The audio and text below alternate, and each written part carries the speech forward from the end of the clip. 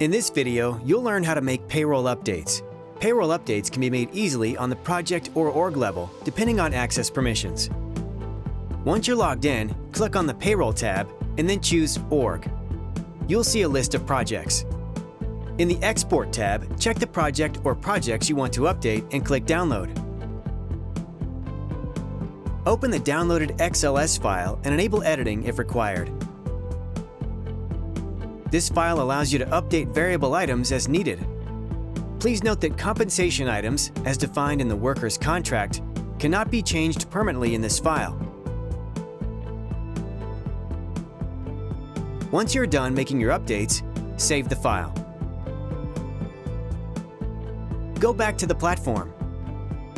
Select the Import tab and then click Import. Choose the file you updated and upload it to the platform. Prior to uploading, you will see a confirmation dialog listing the projects in the file. Next time you download the file, all the changes that you made will be highlighted in red.